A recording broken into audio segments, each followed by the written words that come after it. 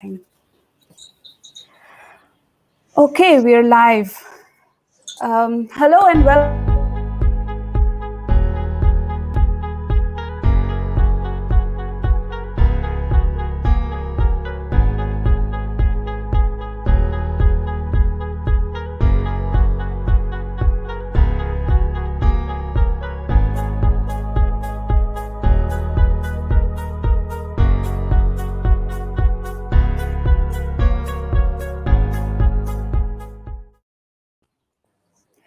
Hello and welcome all to the fourth edition of the webinar series of Biologically Speaking.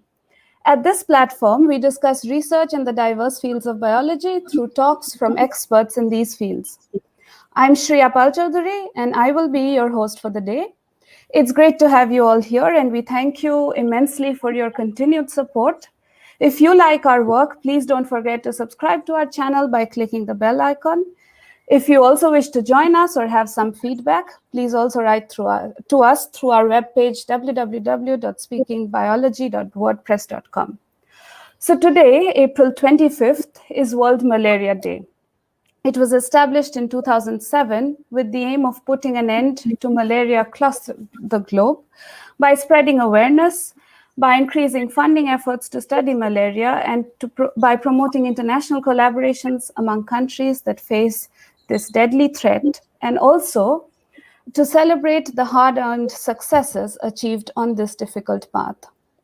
While we live through one pandemic, let us remind ourselves that mankind has dealt with disease before, and through a long struggle has often emerged victorious. So there is hope.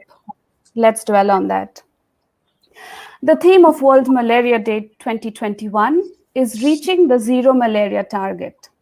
And to commemorate this day, it is my honor to welcome a living stalwart in the field of malaria biology, immunology, and vaccine development, Professor Virander Singh Chauhan, who is a professor emeritus at the ICGEB, New Delhi.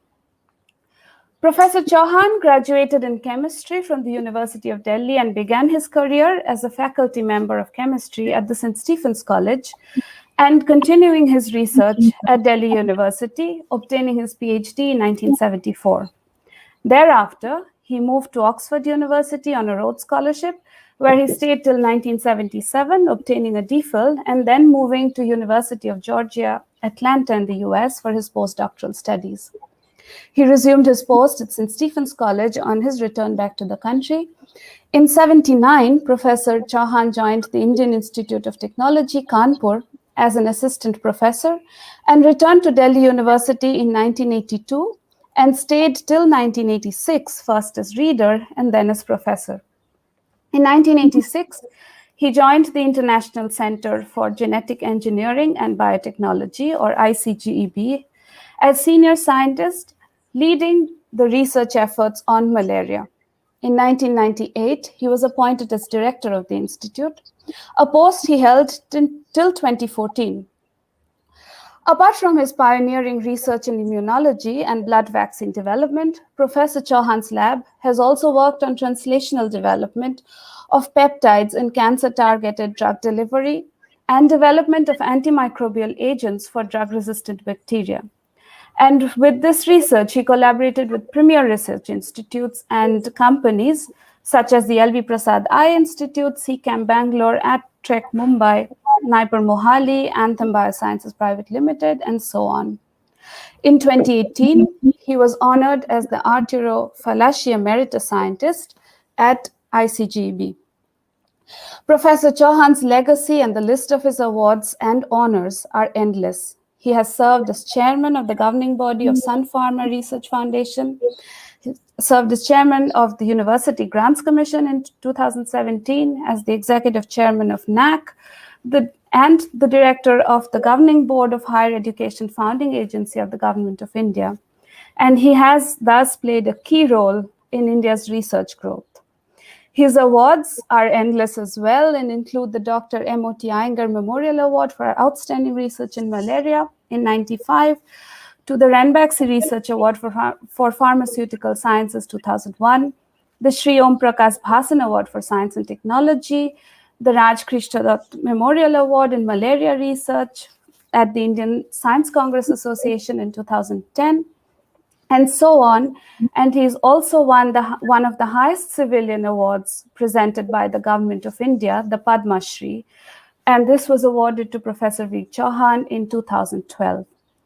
So we are delighted and feel extremely grateful that Professor Chauhan has made time for us during a deep crisis that's going on in our country right now. So without further ado, I welcome Professor Chauhan to Biologically Speaking and look forward to his fascinating talk. I also remind listeners to post their questions in the chat box, and we will discuss them with Professor Chauhan at the end. So welcome, Professor Chauhan. The floor is yours. Thank you. Thank you, Shreya. I wish I had sent you my brief CV, but this is a very generous description of what I've done. What I'll try to do today, because I want to remain within the time boundaries that you've given. And when you talk about malaria to people who may not be malaria scientists, one wants to describe just about everything that is on the slide. So I'll try not to do that. And in the part of the research that we've done at ICGEB in vaccine development, I'll try to be as non-technical as possible and just bring out first the complexity of malaria and then the complexity of working for a vaccine for malaria. And I just, at the outset, I'll say in this very dark hour, in the very dark April in Delhi, there is a piece of good news about malaria, which I'll describe somewhere in the middle or right at the end. So I'll start immediately with my presentation. If you go to the first slide, I just want to say, malaria has been around with us for a very, very long time. In fact, in Africa, if cinchona tree and quinine wasn't discovered, I wonder if Africa would have ever been colonized. There was so much malaria. And the stories within stories about malaria, there are 4 species of malaria. The plasmodium is called plasmodium. And it's a huge species specificity. I want to say that right in the beginning. It's a highly evolved parasite, and this is a parasite in nature. So what infects, so there's bird malaria, there's squirrel malaria, there's monkey malaria, there is human malaria, there is every malaria. The genome are very similar. So those you'd be amazed at how similar the genomes are, the proteins are the same. However, the specificity with the host is also phenomenal. And humans are infected mainly by 4 out of the 5 now. But 2 of them, which is Plasmodium falciparum and Plasmodium vivax, they really dominate. In certain part, Africa, for example, has driven out vivax, and there's a story which I think I'll resist from not telling. But most of work that I say, whatever I say, will be about Plasmodium falciparum. And Plasmodium falciparum is the one which is much bigger killer than other species. So this is the situation of malaria world over. You would see in 1900, beginning of the previous century, malaria was even, you can see in Europe, in China, malaria was everywhere. If you go to the next slide, the next slide will show you the malaria in 2020. You will see a lot of malaria got removed or eliminated from large part of the world, and now you can see malaria declining. And this happened because of very large number of methods of controlling the vector. I'll come to vector in a minute. But that said, by 2000, we had 500 million cases of malaria. So if you put it in perspective of COVID or any other infectious disease, barring tuberculosis, this is a huge concern. 1 million malaria-related deaths happened in 2000, just about 20 years back. And that's mostly in children. I'll come to that why only in children, why elder people do not get. If I get time, I'll explain that. 90, as you see on the slide, more than 99% deaths really happen due to Plasmodium falciparum. Next slide will illustrate the progress and control of malaria. As you said, in 2007, eradication program was started. So malaria control method, we discovered and used different insecticides, right, and indoor residual spraying. 1 minute, can I just switch off just 1 second.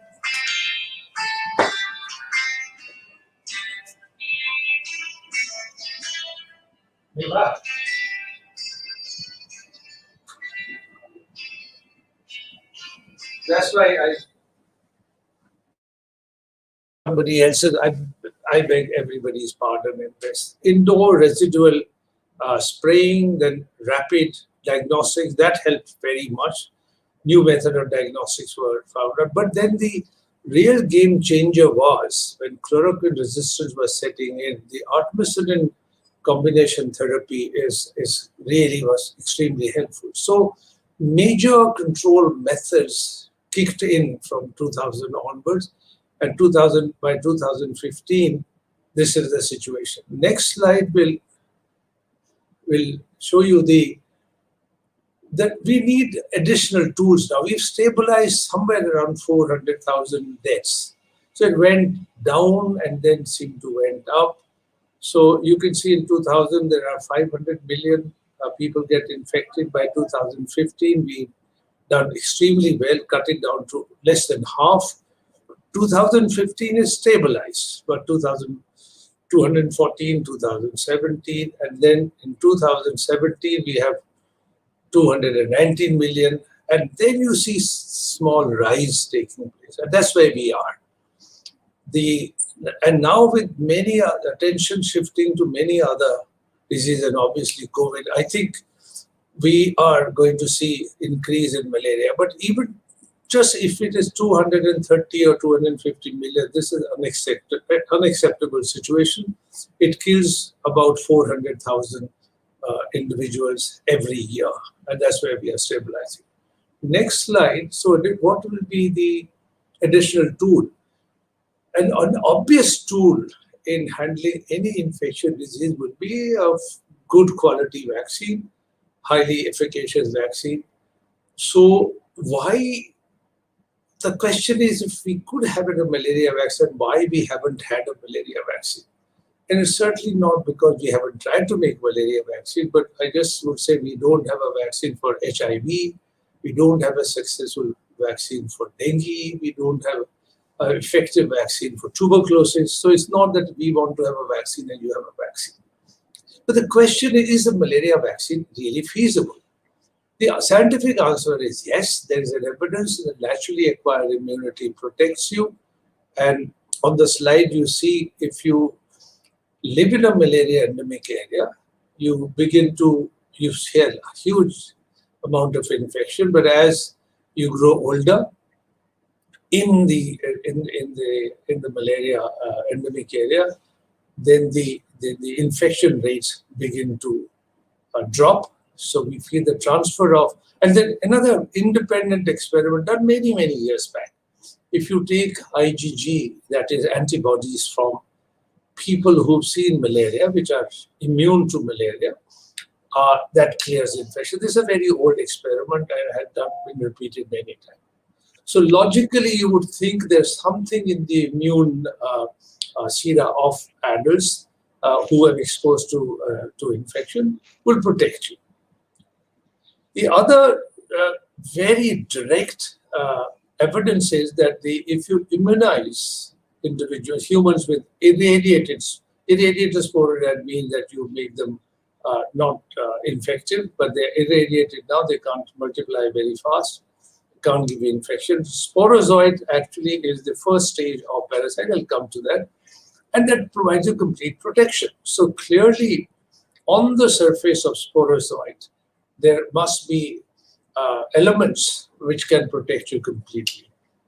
And for past 20-25 years, as the protein structures have been more and more made available since 1980, early 1980s, a vaccine called RTSS, I'm not going to go into the details of it, for the past 20 years, this vaccine has been developed by major players, including GlaxoSmithKline and people from many people collaborated.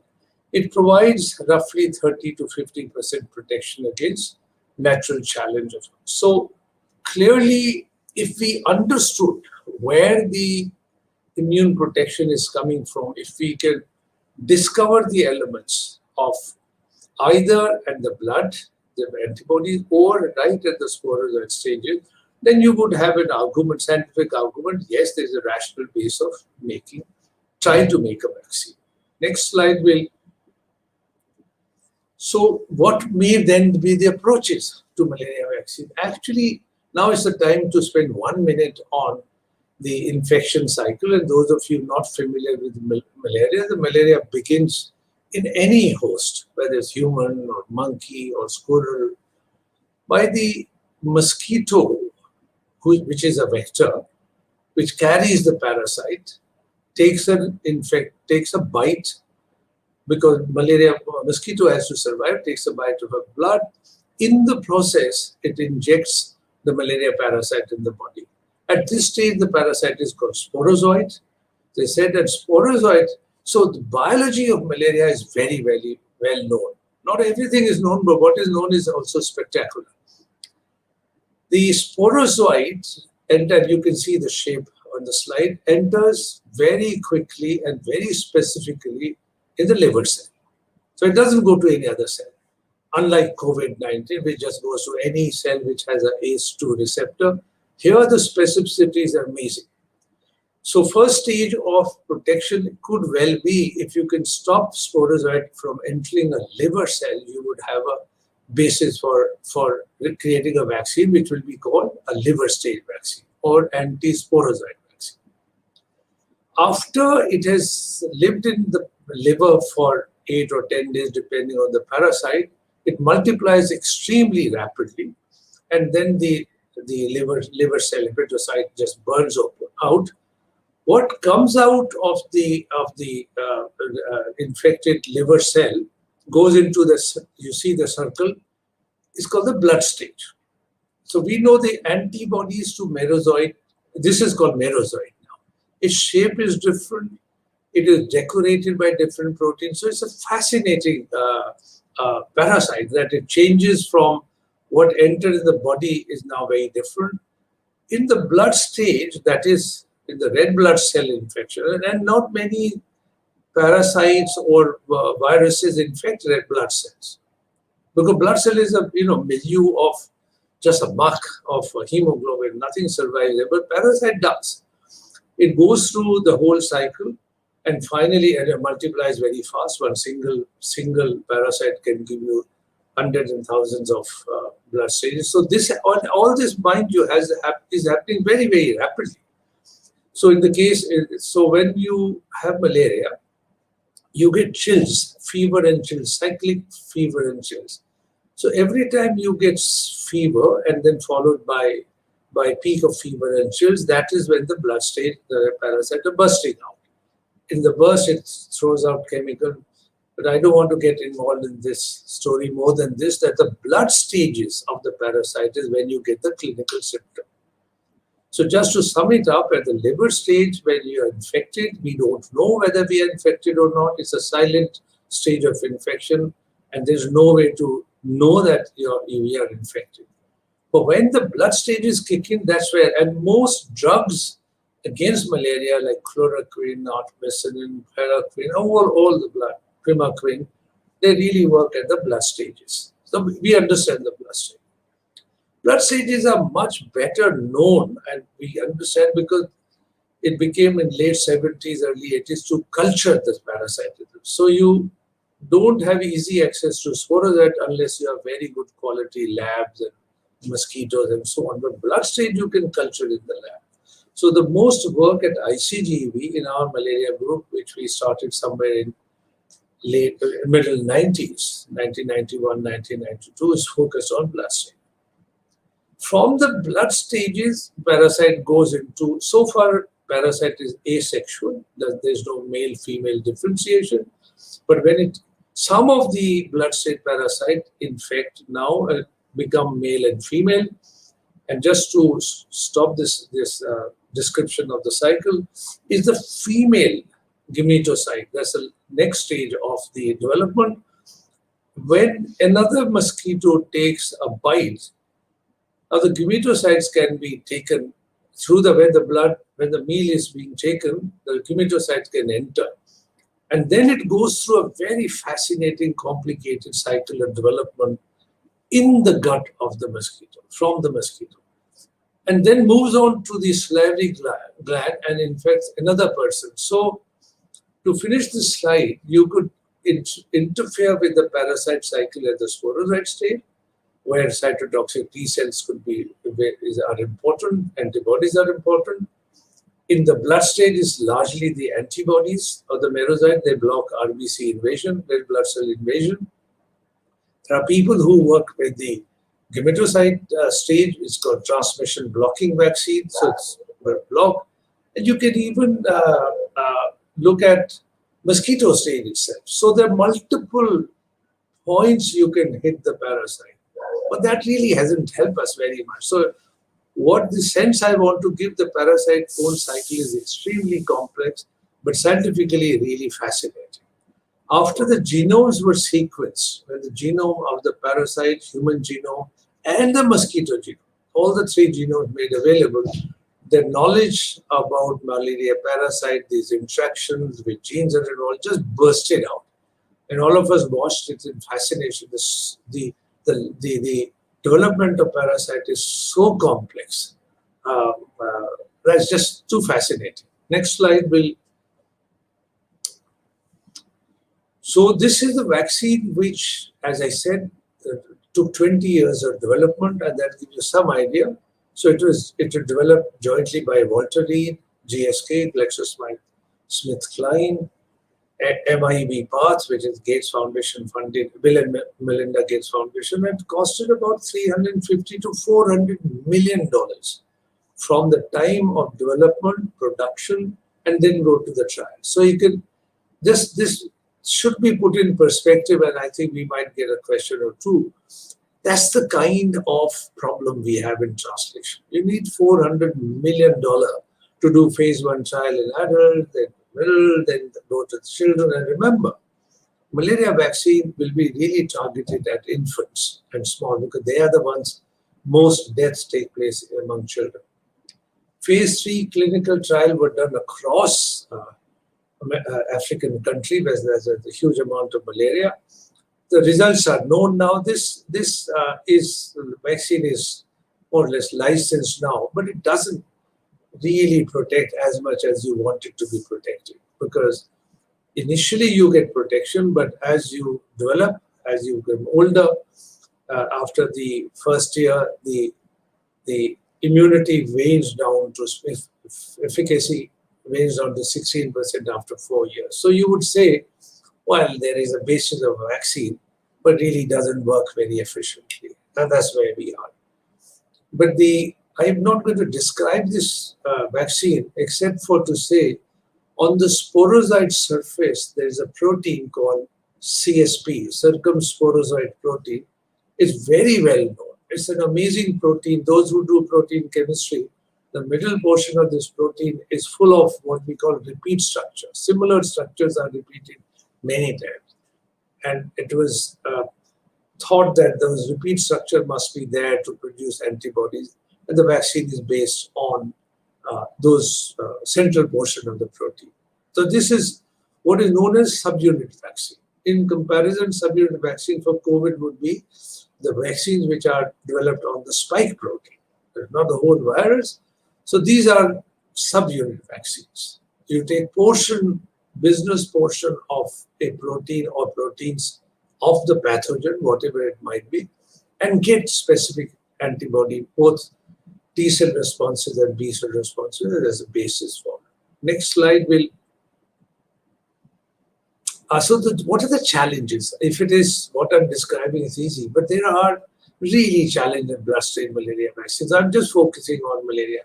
So one is there are multiple invasion pathways. See, look what we're trying to do. We're trying to stop the parasite that comes out of liver stage to enter into blood stage. It should not enter blood.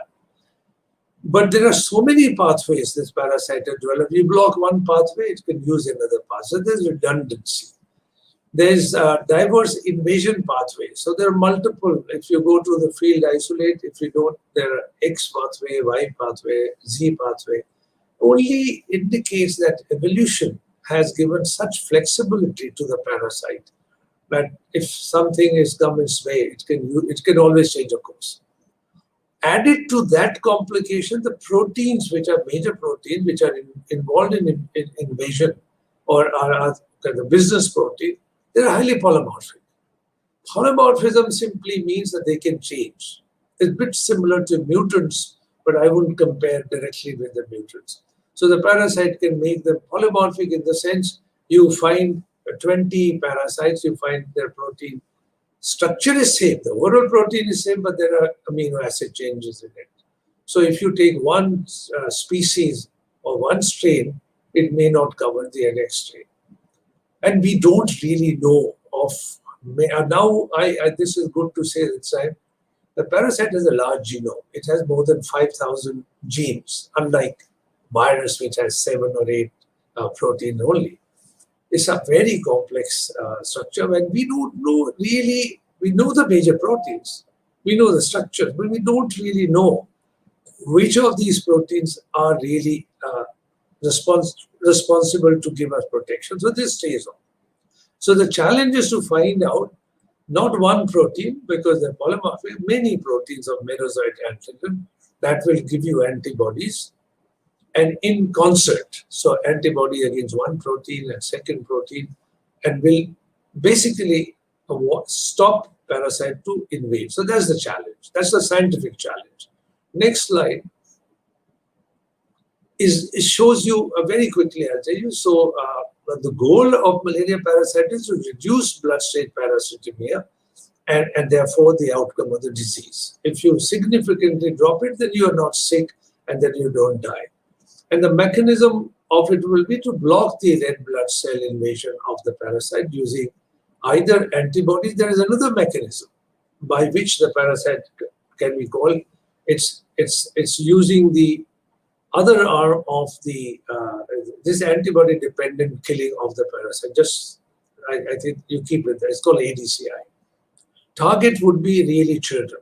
Finally, all malaria vaccine really you have to protect children because children are going to die. On the slide you see on the left yellow shape, this is a parasite actually looks like. Merozoite looks like this. And the exquisite biochemistry is known. I really don't have time to, but it has many organelles. You see the blue organelle. What you see, the name written as MSP1, MSP2, MSP4, MSP5, these are major surface protein. So unlike spike protein or one protein on the virus, here there are hundreds of proteins. And you need to figure out which is the most crucial, most important one. And this list is much longer than what you say. But for example, AMA1, EBA1, APON, all these proteins, the vaccines against them have been tried. So remember MSP1, we have worked with quite a lot with MSP9, but just to say that there are many, many proteins the parasite surface is decorated by this protein. On the right, you see a red blood cell, and this interaction of the parasite first takes place. It just can be anywhere. And then it orients itself, A to B. It orients what is called the apical part. And at this stage, many other proteins come out of the parasite, and they make the parasite junction. And at the lower end, see parasite entering. And finally, it has positioned itself in the red blood cell. So this is, and this, imagine, happens. In fact, there's a video. Those of you interested can go to Google and look at the way this happens extremely fast, very, very quickly. So the amount of time parasite is available in the blood cell for immune response is really tiny. It just happens so often that you start making antibodies. But it is either in the liver or in the red blood cell. And this is very well understood now. Finally, only to say there are not single protein where parasite uses to enter red blood cell. There is not a single pathway. There are multiple receptors on red blood cell. Many of them have been identified. Next slide. So you can begin to see the challenges. So this is some of the proteins. These are parasite. As I said, there are many. Now you see a little bit more description. The surface protein. This is ICGEB. This is our lab in Delhi's spread. And if you see VSC at the bottom, so these are the ones we've been interested. Then Chetan Chitnis, who's at Pasteur Institute now, has worked tremendously good work in Vivax. So he looked at these. So we divided our work. I looked at a protein called AARP. Chetan Chitnis also looked at EBA-175, a major vaccine candidate, large protein. And Deepak Gaud, who joined us from NIH, worked on proteins called RH proteins. So we looked at large number of proteins. Now I'm going to summarize our research at ICGEB, but just to say that when you work a disease like malaria, is in a group, you have to have as a redundancy, malaria has, you should also have redundancy, and you need a large number of principal investigator. Many students get involved. Next slide. So challenges in blood stain vaccine, as I already said, the redundancy. This slide I think has come. So our goal at ICGEB especially was to identify combination of parasite antigen, not a single one, that can make antibodies and then have a synergy and a high invasion reactivity. And let me describe some of that work. Next slide. Okay, so here you see the first vaccine. I'm jumping now. On the top, you see a protein which decorates the blood stage parasite surface. It's called major surface protein 1. There are 2, 3, 4, many, but this is a major one. It's a C-terminal, is highly conserved. It's a 19 kilodalton, but 100 residue. You will see right at the end, the red portion. The rest of the protein you see blocks, but these are divided blocks by scientists. These are, we look at them as the blocks. This parasite, this protein is processed. In other words, it is like just like in COVID, the S protein, large S protein, the process before enters. But what we do know, the antibodies raised against MSP19 block, that is the last end, red end of the parasite, can block invasion in vitro experiment. In vitro experiment simply means that you can do that in the laboratory. You can culture parasite and you can bring red blood cell, put your antibodies in different concentration, and you find that you can block the invasion. Immunization with PFMSP119 provides protection in mouse and rodent model, also in monkeys. This is old work, but not one person, but many persons. Therefore,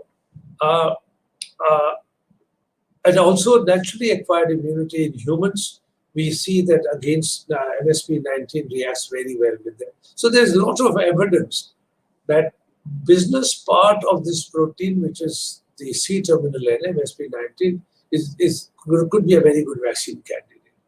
If you do another click on this slide, just click again. So you see the other protein. So to cut a long story short, we worked in many proteins and selected these. So this is EBA stands for erythrocyte binding antigen 175. Dr. Chetan Chitnis in the lab did some fundamentally important work on this protein. Again, you see a red business end. So these were identified at ICGEB. Now, if you use these are very large proteins. 175 kilodalton, above our top one is 195 kilodalton, very large protein. So some of the property is of PFF2, the red region of the lower protein this is the receptor binding domain, like the S protein of COVID, antibodies against block invasion, etc., etc. So we then worked on a vaccine. We made both of these in ICGEB and joined them together as a combination, physical combination, and used an adjuvant called montanide simply because we didn't have any access to any other adjuvant. Montanide is available from a French company, and we did develop all this at ICGEB. Next slide will take you through. So this is just the evidence for those of you scientists. This is the quality of protein that you need to prepare. You can't go to humans or hope to go into humans if your proteins are not pure. This is just the evidence. These are on gel or in HPLC. Take it from me that we just produce very good quality of these proteins. Next slide will show you. Okay, I want to spend about 30 seconds on this. My initial slide says challenges in translation. Now, basic research and selection of antigen is great fun. That's for science. And students get really excited. You find proteins, you publish paper, people get PhDs, and you begin to learn, so add to the knowledge of things. But if you want to go beyond that, that is a translational challenge, then you have to figure out how to make the protein, and what you make in the lab can never go into humans. So you have to do a technology transfer because you have to make all this under GMP production. So this is a general comment about all vaccines. Sometimes we make it seem like, okay, you know about the bug, and here is the protein. Why don't we just make a vaccine? So between the top and the second one, there you can see there are 16 years of work. And in this case, Bharat Biotech, which makes a COVID vaccine, was our partner. But after that, you have to do whether the vaccine is not toxic in animals, etc. And after that, if you haven't worked, if the country hasn't worked with experimental vaccine of a disease, you have to deal with your regulatory approvals. All this is complex. On this slide looks easy, but it is complex, but it's great fun at the same time. Sometimes it's tiring, but it's great fun because you know you're doing something which hasn't been done before. And so it's difficult, but it's complex, but I would say so what. So by 2016, we had almost 20 years of work. We ended up finally doing a phase 1 safety trial, which have to be done in all vaccines. But this was the first ever trial in India on a subunit recombinant protein-based malaria vaccine. So I guess we could say that this was very satisfying. Next slide will show you. I was satisfying, all right, but what we saw in mouse, a lot of animal work was done, didn't really translate so well in humans, and that's not for the first time. Many times what you see in animals does not get translated into humans, and this was quite disappointing. So this is 20 years of the work. One of the protein on the left showed fairly good antibody response. But the other one on the right, which is MSP19, I showed you the protein, the responses were very poor, at least in this adjuvant. So at this time, you'll say, my God, now what do we do? So this doesn't work, you can't go forward. Next slide. So students, so this is a time when I'm summarizing a lot of work over the years. So what we found that 19 kilodalton is a very important fraction. And if we can't raise antibodies to it, we should not give up and find ways of raising antibodies against the 19 kilodalton. So my lab was also working on a protein called MSP3. MSP3 is again a malaria as a major surface protein, protects or has a protection mechanism which I showed you earlier through ADCI. Antibodies directly do not stop invasion, but they assist through another mechanism of raising cytokine to kill the parasite. I was very keen on the structure in the lab, and there was a portion which you see in the middle called MSP311 at the top, which had large number of human T-cell epitopes. What lacks in 19 kilodalton, it has a very good quality B epitope, that is, you have to raise antibodies, but it inherently lacks T-cell epitope. So we and students in my lab decided, why don't we fuse MSP3 at the end terminal of fusion of the 19 kilodalton and make a protein. And these things are now very much possible. I think children, our kids in first, second year work. Molecular biology is very advanced. So we cut that portion of MSP3, stuck it on to the N terminal of 19, and we have what we call PF-MSP fusion protein. And this work is published. I just wanted to give the message that sometime those of you who will take research career, you will find things you have excited you really don't work. And that's the time not to give up. Go back to the drawing board and see how you can sort out the problem. So this is the example. Next slide will show you. So again, the fusion protein was made. Fortunately, this protein was easy to make and we could purify in large amounts. So all this is published work. Just to say, now we have a fusion protein which consists of 2 malaria protein already. So it has MSP3 portion as well as the business end of the MSP1. Next slide. Yeah, so this is the evidence that the fusion protein does what you expect it to do. It stops in, these are the lab experiment. So you see the concentration of antibody at the bottom in the yellow block. And as you increase the concentration of antibody raised against the fusion, you see it blocks more and more parasite getting percentage inhibition goes up. On the right-hand side, you see the mechanism that you want to be kicked on by MSP3 portion, that is ADCI mechanism. So that again, you can see parasite ability to survive going down as you increase the antibody. To cut a long story short about this, that the fusion protein worked exactly as we wished it to. It raised huge antibodies in response to 19-fluodalton and also produced the killing mechanism through ADCI. So next slide. So there's a lot of work we've done with the fusion, and I want to just summarize that before I take on to this slide. That's why I didn't want to put too much research work. Now, fusion protein, in combination with the PFF2, as earlier, has gone through production in a company. After production, it has gone through toxicity. It has gone through DCGI approvals.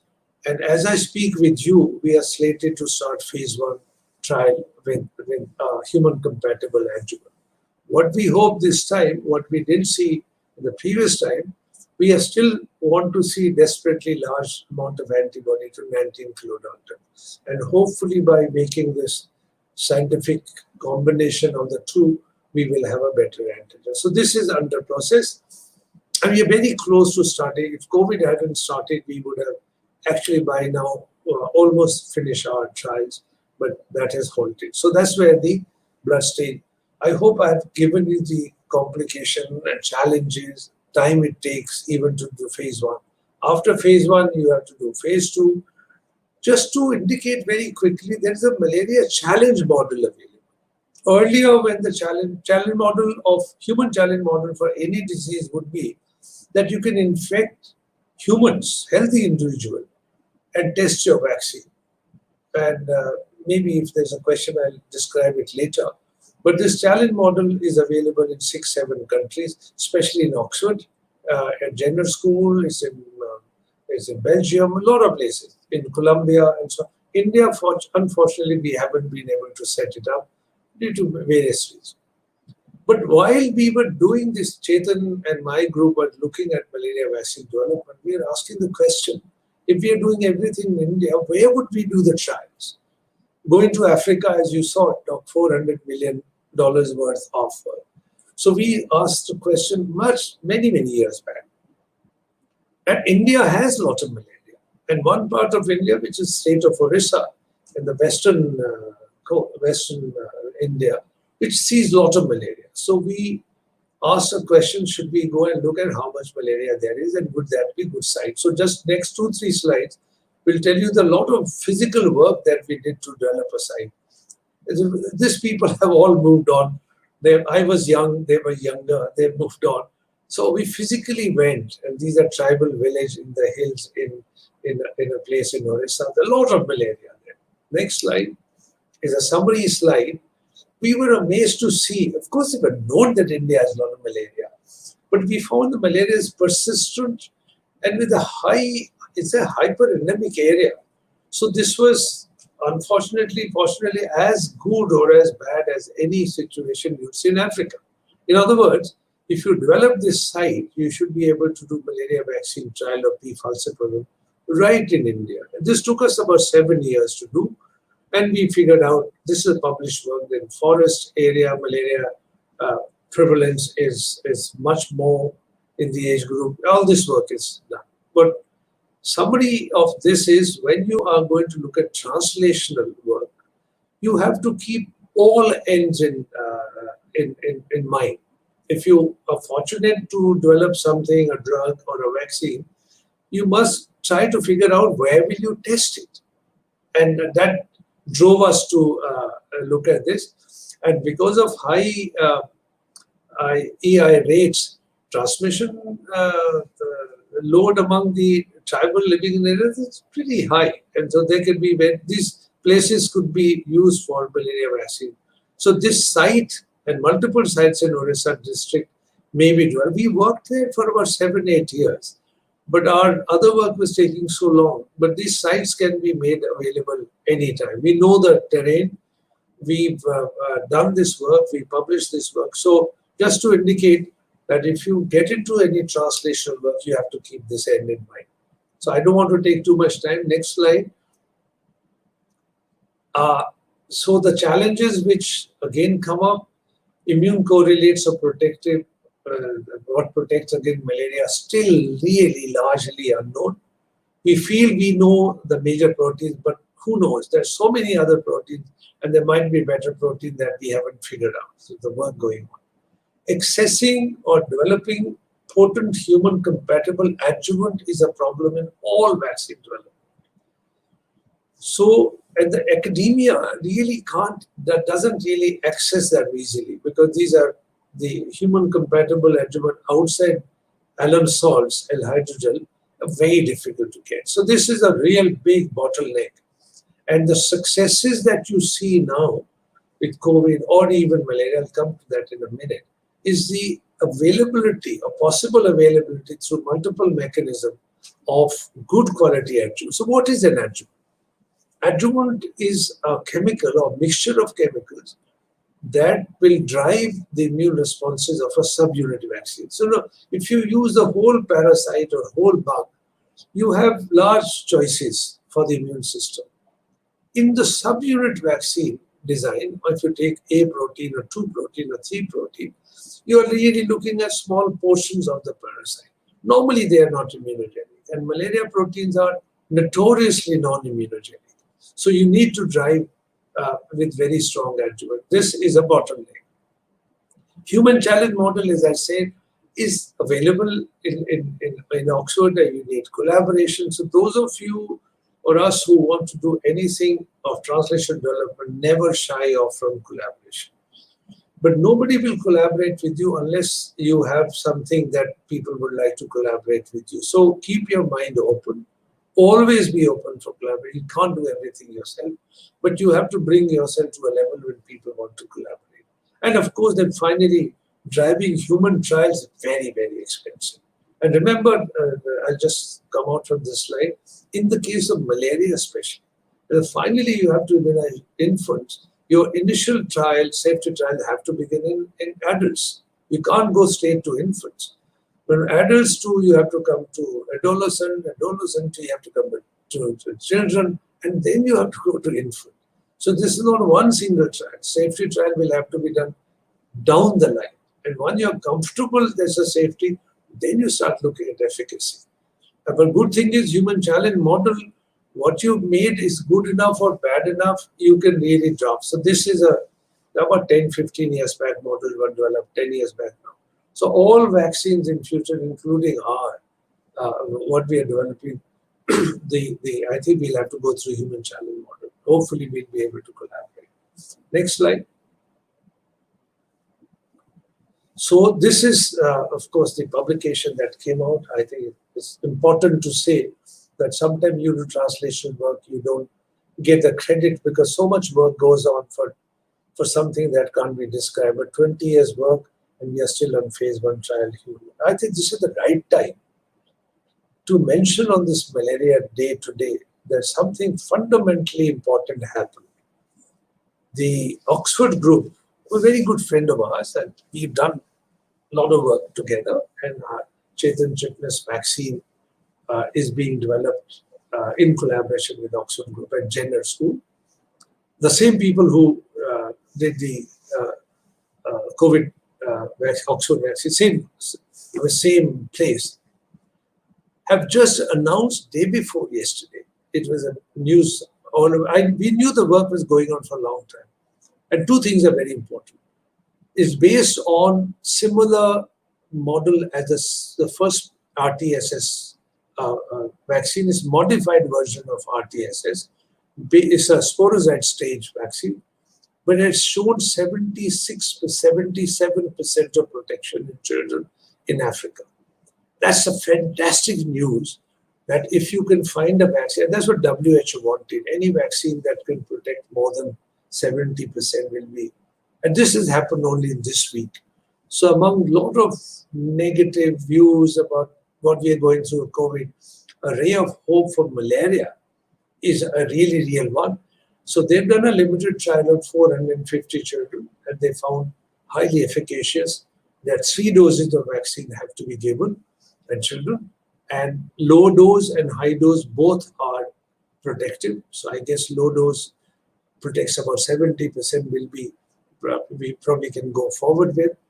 But this is a fantastic news in malaria, which has made all of us extremely happy. So that vaccine can be added to other vaccine. More combinations can be developed. So I think in the horizon, we see after 30, 40, 50 years work word over, finally we are beginning to see a subunit vaccine that finally might go forward. And this is a reason to cautiously celebrate, because still has to undergo phase 3 trials. Phase 3 trials, many things happen in phase 3 trial, but that's the good news. The adjuvant in that vaccine is called Matrix M. Is the same which a Novavax vaccine for COVID-19 that, if anybody asks, I can describe, yet not come out, but should come out. And so the adjuvant has played a very important role in this. Last 2 slides. We were very fortunate. I think maybe because we started a large group, we were making good quality protein. We got funded just about whoever we asked. So we're very fortunate, and I want to acknowledge European Malaria Vaccine Initiative funded us for our trials. Bill Gates Melinda Foundation always funded us. We got huge amount of continuous funding, which has continued even now from Department of Biotechnology in India. And something which I don't have time.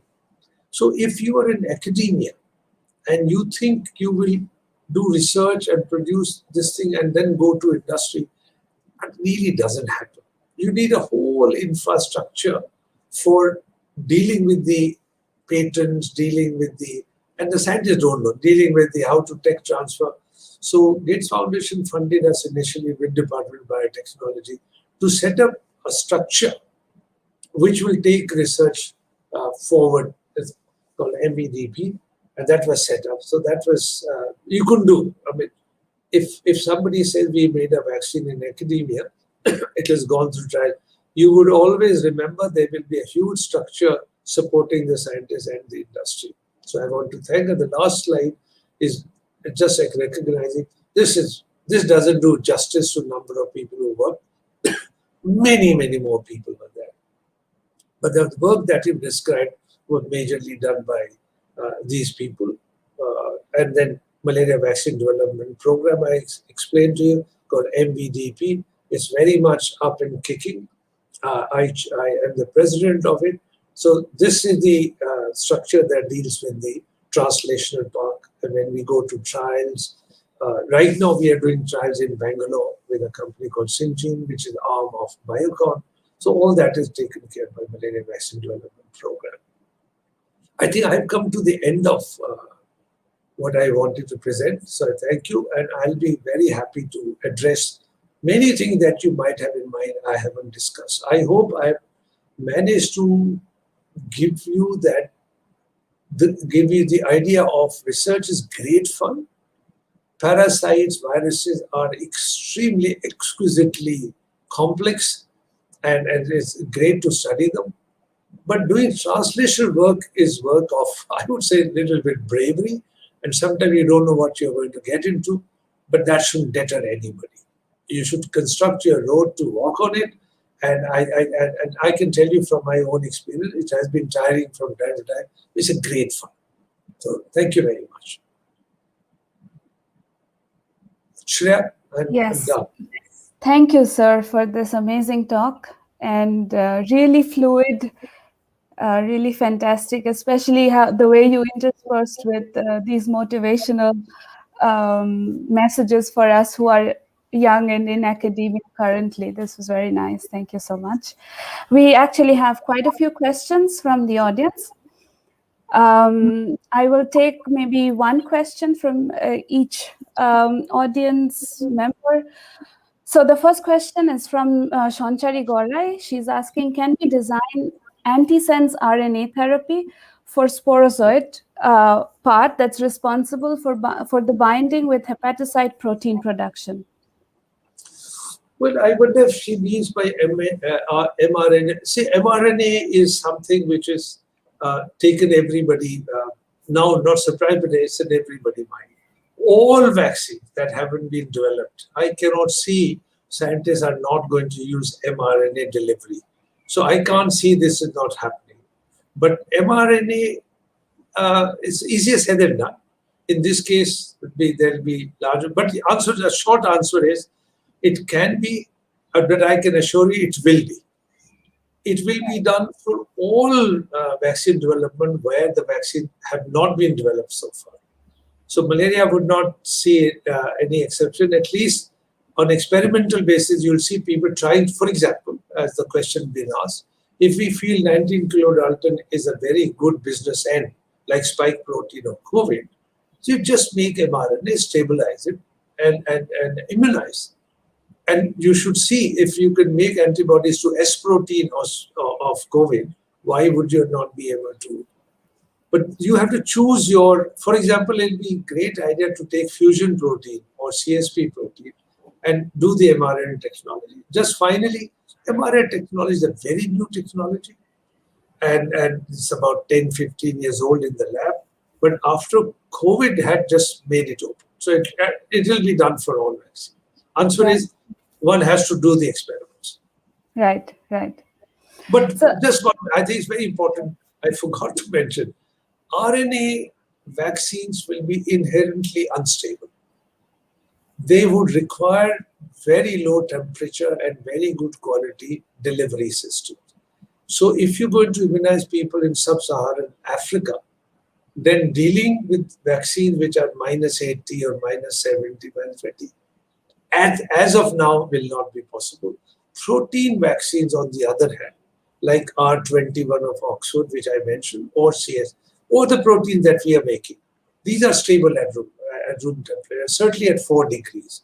So keep that in mind. mRNA would be very much used, possible, feasible, should be tried, but keep in mind, you have to immunize children in sub-Saharan Africa. Right, exactly. I mean, this is also one of the problems we are facing with some of the vaccines developed for COVID as well. There's another question from Vaishak Rajachandran. Actually, before I go to the question, anyone who's asking questions, if you really want to interact personally with Professor Chauhan, we've posted the StreamYard link on YouTube. You can join the link and interact directly. So I will go to the next question now. It says, I don't work on malaria, so please forgive if my question is not good, but what are the prospects of developing a multi-subunit targeting multi-surface proteins on the parasite? Multiple stages, you meant? Multi-subunit, exactly, targeting multi-surface proteins. Sure, absolutely, yes. In fact, in malaria, we feel, although I think Oxford group has shown they were quite lucky with the single antibody. Absolutely, yes. In fact, one time we were working with Novavax to have a protein from sporozoite stage, a protein from blood stage, and a blood subunit vaccine from the gametoside stages, and mix them together. We still feel a better future vaccine might be a combination vaccine, might be a combination of subunit vaccine. I hope that was your question. I have no idea. You can join our group and directly talk to us if you want, Vaishak. Another question from Anil T. It says there seems to be a lot of proteins on the merozoite surface. Do they have any other functional role apart from RBC binding? Oh yeah, there are. Yes, answer is, first of all, simple answer is yes. So many of them are involved in the invasion processes.